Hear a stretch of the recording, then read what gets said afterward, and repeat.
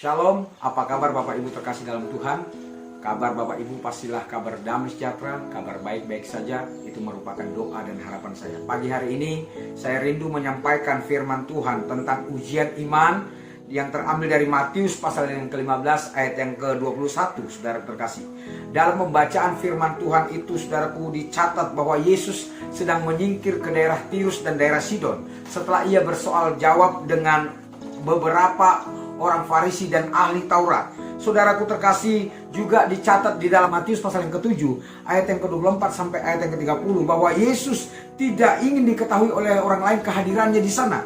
Namun saudaraku terkasih, kehadiran Yesus tidak bisa dirahasiakan, tidak bisa disembunyikan, sebab dimanapun Yesus selalu merupakan pusat perhatian dari banyak orang. Kedatangannya diketahui juga oleh seorang wanita Kanaan yang dimana anaknya sedang mengalami kerasukan setan. Saudaraku terkasih, wanita ini saudaraku datang pada Yesus.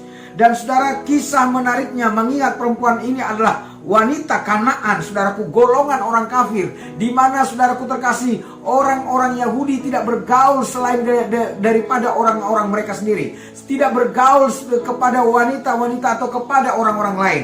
Saudaraku terkasih, bagi mereka orang Yahudi bahwa orang lain adalah orang kafir. Itu sebabnya saudaraku terkasih, mereka tidak mau bergaul. Saudaraku terkasih, namun saudaraku, iman yang diperoleh dari keberanian dan ketabahan perempuan ini dalam menghadapi tantangan, dalam menghadapi ujian, saudaraku terkasih, membuat imannya dipuji oleh Tuhan. Dan apa yang diinginkan akhirnya dia dapatkan, saudaraku terkasih. Wanita ini mendapatkan apa yang akhirnya dia rindukan, apa yang dia inginkan, dan dia dapatkan, saudaraku, dari imannya, saudaraku, dari imannya yang begitu menghadapi ujian dan tantangan.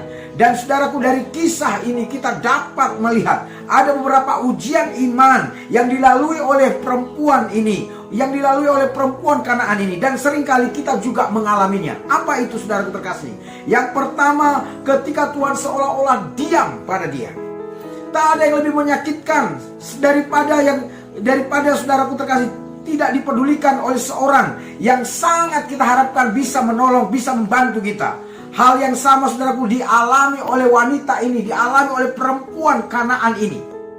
Saudaraku terkasih, dia datang pada Yesus dan harapannya besar bahwa Yesus akan menolong dia, Yesus akan membantunya, Yesus akan menolong dan akan menyelesaikan persoalannya. Namun apa yang dia harapkan tidaklah sesuai dengan apa yang menjadi kenyataan. Namun satu hal, dia tidak undur dan tidak sedikit pun, saudaraku terkasih, berbalik dan meninggalkan Tuhan. Tidak, saudaraku. Satu sikap yang patut diteladani oleh banyak orang, satu sikap yang patut diteladani oleh setiap orang siapapun dia. Saudaraku terkasih, ketika Tuhan seolah-olah tidak berbicara apa-apa, seolah-olah Tuhan tidak mendengar sama sekali seruan kita, seolah-olah tidak mau menolong kita, jangan menyerah. Teruslah berseru kepada Tuhan. Sama seperti wanita ini, wanita Kanaan ini, dia tidak menyerah, dia terus maju, dan dia terus mendekat kepada Tuhan. Yang kedua, saudara terkasih, yang kedua, ketika Tuhan seolah-olah menolak kita, dan juga seolah-olah menolak wanita ini, ketika Tuhan tidak memberi jawaban atau respon, saudaraku terkasih, dan murid-muridnya berusaha mengusir perempuan ini, perempuan ini tetap berharap dan penuh pengharapan kepada Yesus. Dia tidak berbalik dan tidak menjadi kecewa.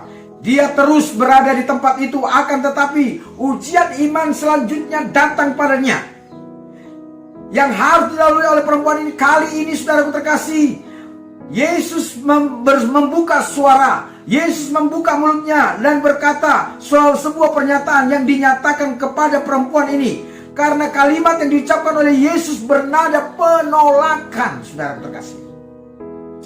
Yesus mengatakan bahwa dia tidak diutus kepada domba-domba selain daripada Israel.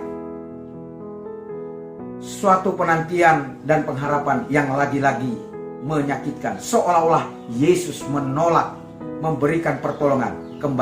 Kembali saudaraku, perempuan ini, saudaraku, tidak menyerah. Kembali perempuan ini tidak menjadi takut, saudaraku terkasih. Kembali perempuan ini tidak menjadi lari dari kenyataan. Dia semakin mendekat kepada Yesus. Dia tidak putus asa, sebaliknya dia semakin mendekat dan menyembah Yesus. Dia lebih mendekat, merendahkan dirinya, dan dengan pengharapan yang besar kepada Tuhan, dia yakin bahwa Tuhan pasti menolong dia.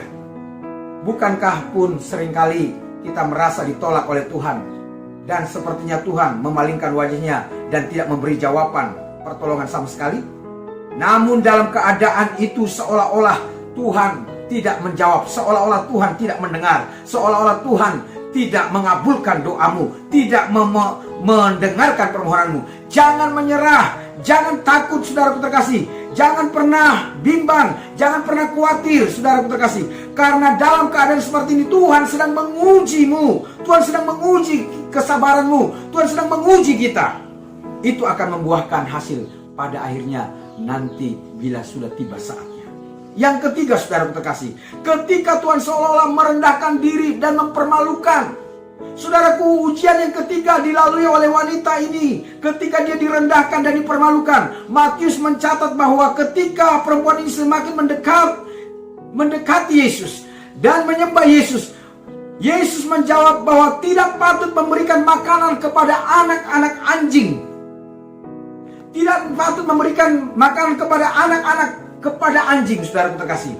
Dicap sebagai anjing tentu bukanlah hal yang menyenangkan, tentulah hal yang sangat menyakitkan ini. Akan tetapi perempuan ini tetap bertahan dan tidak menyerah. Dia tetap membenarkan apa yang Yesus katakan. Bahkan dia berkata, benar Tuhan, tapi bukankah anjing juga makan dari remah-remah yang jatuh dari meja tuannya? Suatu sikap yang sangat menakjubkan dan mengagumkan, sehingga Yesus pun memberi pujian. Dan imannya yang besar itulah yang menyembuhkan anaknya yang sakit dan kerasukan itu. Seringkali, saudaraku terkasih, sebagai anak-anak Tuhan, kita mengalami situasi di mana kita merasa seakan-akan dipermalukan, di mana seakan-akan kita rasa dilecehkan, saudaraku terkasih, direndahkan. Jangan berputus asa dan kehilangan harapan. Yesus tidak sedang mempermalukanmu, saudaraku, sebaliknya dia sedang menguji ketabahan, sedang menguji kesetiaan, sedang menguji kerendahan hatimu. Ujian kerendahan hati adalah ujian yang paling berat. Tetapi jika kita berhasil melaluinya, kita akan memperoleh hasil yang luar biasa. Dan seperti perempuan Kanaan ini, saudaraku terkasih dalam Tuhan, karena itu tetaplah setia, tetaplah berharap, tetaplah percaya kepada Tuhan Yesus. Walau apapun boleh terjadi, walau apapun boleh datang, tetapi saya mau katakan, tetaplah setia, karena kesetiaanmu pasti akan beroleh upah. Demikianlah kebenaran firman Tuhan pada pagi hari ini. Tuhan Yesus memberkati, dan saya ucapkan shalom dan selamat pagi.